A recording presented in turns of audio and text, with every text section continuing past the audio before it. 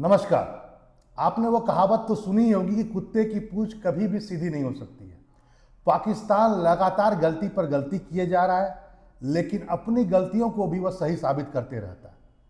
Operation सिंदूर में मुंह के खाने के बाद भी वहां की जमीन से ऐसी ऐसी बातें निकल रही है जो सुनकर हंसी पैदा करेगी आपके चेहरे पर। जी हाँ, मानो कि कॉमेडी का शो चल रहा हो और आप कुछ भी कह दें और जनता उस पर क्लैपिंग बजाए। जी हाँ, पाकिस्तान के एक बहुत बड़ा आतंकी संगठन जिसका नाम आप जानते हैं लश्कर-ए-तौयबा, और लश्कर-ए-तौयबा का एक कमांडर है, उसने ऐसी है ना गीदड़ भभकी दी है। उन्होंने कहा है कि भारत के राफेल और S-400 धरे रह जाएंगे और हम दिल्ली को फतह कर लेंगे। गजवाए हिंद का सपना जो पाकिस्तान की मन स्थिति में बैठा हुआ है, कई बार पिटने के बाद भी उन्हें समझ में नहीं आता कि वो क्या करें, और ले दे करके वो ये बात बोलते हैं। यहां पर ये बात तो आज आपको समझना होगा। जब ये आतंकवादी संगठन का कमांडर बोलता है कि आपके राफेल और S-400 भी काम नहीं कर पाएंगे, इसका मतलब कुछ ना कुछ तो था तुम्हारे अंदर दर्द। जो ऑपरेशन सिंदूर में दिखा वो राफेल का दर्द हो चाहे S-400 का दर्द हो, नहीं तो तुम्हारी जवान पर ये कैसे आ गया। आग लगी है, धुआं उठा है तो आग तो लगी होगी ना भाई।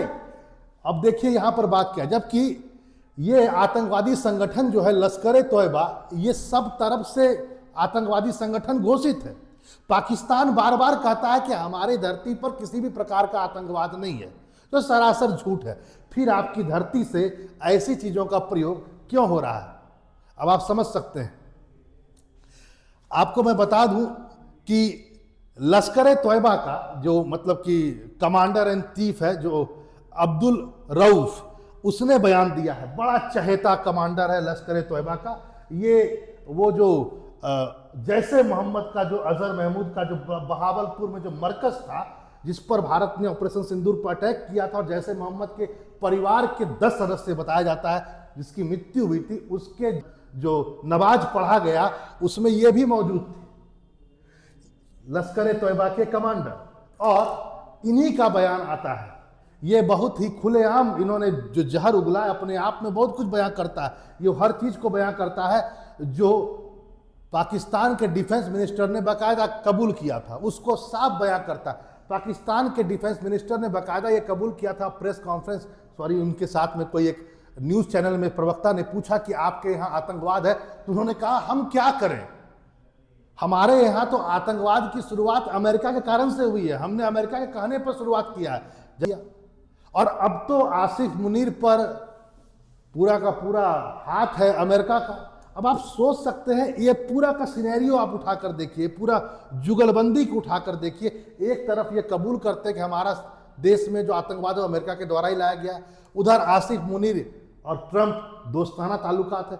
जब आप तीनों को देखते हैं तो आपको साफ पता चलता है कि पाकिस्तान की जमीन से जहर नहीं उगलेगा तो फिर क्या उगलेगा, अमन की बात तो हो नहीं सकती। आइए अब आते हैं लश्कर-ए-तौयबा। लश्कर-ए-तौयबा जो मिलिटेंट संगठन है, जो आपको मालूम है हाफिज सईद इसके कर्ता धर्ता है, यही हाफिज सईद, इसी का कमांडर है उराउफ जिसने ये बात की थी।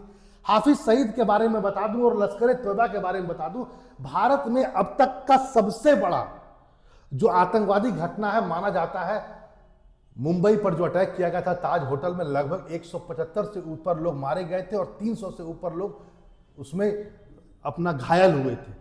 उसका सबसे बड़ा जो कर्ता धर्ता है यही लश्कर-ए-तौयबा है और हाफिज सईद है। और लश्कर-ए-तौयबा का ही ये राउफ जो है ये है, और ये क्या क्या कहता है और क्या क्या जहर उगला, जरा सिलसिलेवार ढंग से समझिए। इसने कहा कि कुछ लोग कहते हैं कि कश्मीर से आतंकवाद खत्म हो गया है। मैं बता देना चाहता हूं और भारत जान ले कि यह एक ठहराव है, अभी और तेजी से आतंकवाद बढ़ेगा और फैलेगा कश्मीर में, और हम फैलाएंगे बाकायदा पर। आगे क्या कहा जरा सुन लीजिए। उन्होंने कहा हम दिल्ली को भी जीतेंगे। कौन? राउफ। एक सपना जो कभी शायद लश्कर-ए-तौयबा का जो हेड था, जिसने लश्कर-ए-तौयबा को बनाया, उसने कभी कहा था। इस बात को समझिए। लश्कर का जो संस्थापक है अब्दुल रहमान मक्की, माना जाता है लश्कर को हाफिज सईद और अब्दुल रहमान मक्की इन दोनों ने मिलकर बनाया था। उसमें लश्कर ने एक बार कहा था कि हम एक समय आएगा जब हम दिल्ली तक को जीत लेंगे, और इसी चीज को राउफ ने भी बाकायदा दोहराया और कहा ठीक है, अभी लगता है कि दिल्ली दूर है, लेकिन वो दिन दूर नहीं है जब भारत के राफेल और S-400 भी काम नहीं करेंगे और हम दिल्ली तक को जीत लेंगे। अजीब अजीब बात है, पता नहीं कौन सा सपना देखते हैं और कौन सी चक्की का ये आटा खाते हैं। इतनी बार लात खाने के बाद भी ये सुधरने का नाम नहीं ले रहे हैं, जबकि भारत ने इस बात तो कह दिया है कि अब act of terrorism, act of war माना जाएगा। इसके बावजूद भी अब्दुल रईफ ने इस दौरान कहा कि हमारा मकसद गजवा-ए हिंद का है। ये जो सपना है ना, कई पाकिस्तान, भारत में भी कई सारे इनके मददगार लोग हैं, ये जो सपना है ना कि मुगल सत्ता का जो अंत हो गया, दोबारा से भारत और पाकिस्तान और बांग्लादेश सब मिला करके है ना, फिर से दोबारा मुगलिया सल्तनत को इस्टेब्लिश कर दिया जाएगा, गजवाए हिंद, तो यही सब बातें ये दोबारा रिपीट कर रहा है। हम न सिर्फ कश्मीर बल्कि पूरे भारत में अपना झंडा लहराएंगे और गजवाए हिंद में कामयाब। ये सब बातें जब पाकिस्तान में होती तो आप सोच सकते हैं कि वहाँ का मॉब क्या सोचता है, और वहाँ की सरकार जब ऐसे लोगों को प्रश्रय देती है तो वो कैसे शांति की उम्मीद कर सकती है। अब आप सोच सकते हैं इस बात को आराम से। हम एकजुट होकर लड़ेंगे, हम कहते हैं कि हम पूरी दुनिया में इस्लाम लाएंगे, पूरी दुनिया में इस्लाम लाएंगे। कहाँ है अमेरिका? बहुत बड़ा दोस्त बनता, वो तो कहता है कि पूरे दुनिया में हम इस्लाम को लाएंगे। ठीक है भैया, एकजुट होकर लड़ेंगे। उन्होंने कहा, क्या क्या कहा जरा सुनिए राउफ ने कहा ठीक है, और देखिए क्या सपना, कितना खूबसूरत होता है इन लोगों का सपना। जरा सोचिए कैसे मैनिपुलेट कर दिया गया है पूरा पाकिस्तानी पब्लिक को। वो आपने नहीं देखा था वो क्रिकेट मैच में वो राफेल गिरा रहा था, वो बेसिकली पूरा का पूरा माइंडसेट को उन्होंने चेंज कर दिया है। पूरे पाकिस्तानी मीडिया से लेकर के पूरे के पूरे पाकिस्तानी यूथ को ये बताने में वो कामयाब हो गए कि हम तो जंग जीत गए। देखिए क्या कहता, जरा सुन लीजिए। 7 से 10 मई के बीच भारत पाकिस्तान के बीच जो सैन्य संघर्ष का उन्होंने जिक्र किया, ऑपरेशन सिंदूर वाली बात, राउफ ने खुद ही अपनी तारीफ करते हुए कहा कि पाकिस्तान ने भारत को हरा दिया, अब अगले 50 साल तक भारत हम पर हमला करने की हिम्मत नहीं कर सकता है। राउफ ने कहा कि भारत के राफेल जेट और S-400 एयर डिफेंस ड्रोन और सैन्य तकनीक हमारे सामने कुछ भी नहीं है। हम तो वो हैं 58 मुस्लिम कंट्रीज में से एक कंट्री जिसके पास, एकमात्र मुस्लिम कंट्री जिसके पास एटम बम है। ये धमकी जो है ना एटम बम का, ये वो पुराना है और ये कोई नया नहीं है। बोतल शराब पुरानी है, केवल बोतल नया कर दिया गया। ये जो बार बार ये कहते हैं, और शायद इसी का कारण है कि है ना सऊदी अरब और पाकिस्तान के बीच जो सैन्य डील हुआ वो यही कारण है कि पाकिस्तान के पास एटम बम है। देखिए ये सब बातों को कहने का मकसद कोई मजाक नहीं है।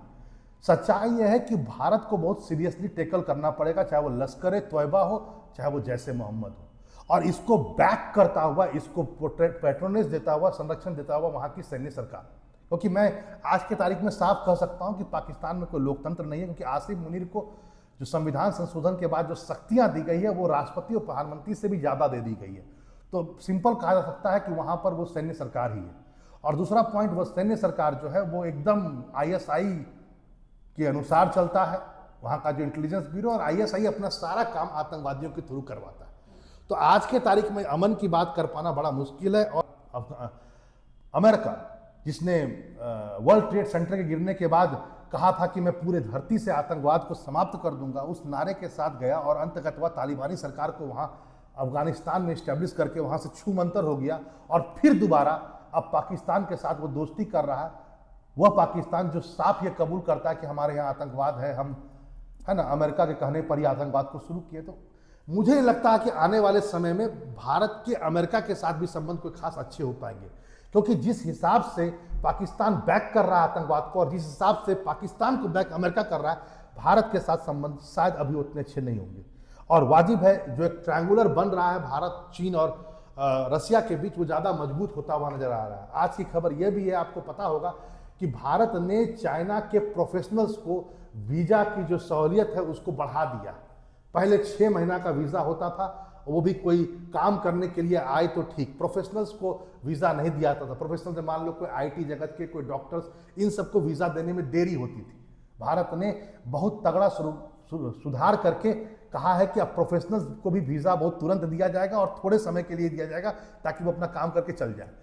बाकायदा चीन ने बहुत कहा है कि अब एक सकारात्मक कदम है भारत और चाइना के बीच। तो आप देख रहे हैं किस हिसाब से जियोपॉलिटिक्स बदल रहा है, क्या कारण है, क्या मजबूरियां हैं, यहीं कोई बेवफा नहीं होता अमेरिका की, क्यों वह आज के तारीख में पाकिस्तान के कंधे पर खड़ा होकर के काम कर रहा है। और आपको ये भी पता होगा कि अमेरिका अभी हाल ही में एक टेक्नोलॉजिकल मिशन की शुरुआत किया है, जिसका नाम है पेन सिलिकॉन, यानी कि सिलिकॉन चिप और सेमीकंडक्टर बनाने के लिए, तकनीकी बनाने के लिए एक मिशन। क्योंकि अमेरिका और अन्य देश जो हैं वह अभी रेयर अर्थ मेटल्स की किल्लत से गुजर रहे हैं, क्योंकि चाइना ने इन लोगों को देना बंद कर दिया है या रोक दिया है या कम कर दिया है सप्लाई।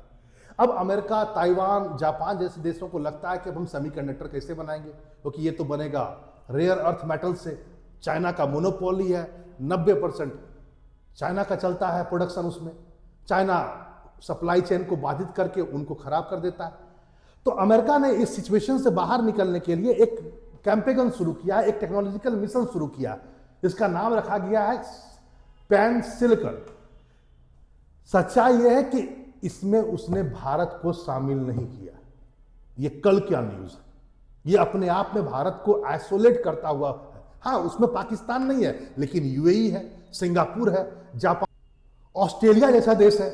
और उस परिस्थिति में ये और भी ज्यादा हुआ था जब भारत, अमेरिका, जापान और ऑस्ट्रेलिया का जो संगठन है क्वाड, उसने टेक्नोलॉजिकल मिशन को इनिशिएट किया है, उसका अलग से टेक्नोलॉजिकल मिशन चल रहा है। और ऐसी परिस्थिति में आप भारत को उस चीज से आइसोलेट कर देते हैं, अलग कर देते हैं जो सिलिकॉन या सेमीकंडक्टर बनाने के लिए है, तो अपने आप में बहुत कुछ बयां करता है कि आज के तारीख में लगता नहीं है ट्रंप सरकार बहुत ज्यादा इंटरेस्ट रख रही है इंडिया से, जितना पाकिस्तान से रख रही है। और यदि पाकिस्तान से रख रही है तो वाजिब बात है इंटरेस्ट आतंकवाद में भी देखना होगा, ये ट्रंप को सोचना होगा। और बाकी पाकिस्तान का ये गीदर भक्की चलता रहता है, ये पूछ कभी सीधा नहीं हुआ है, ये जब तक लात नहीं खाता तब तक ये सुधरता नहीं। चलिए फिर मिलते हैं ऐसे नए टॉपिक के साथ। नमस्कार।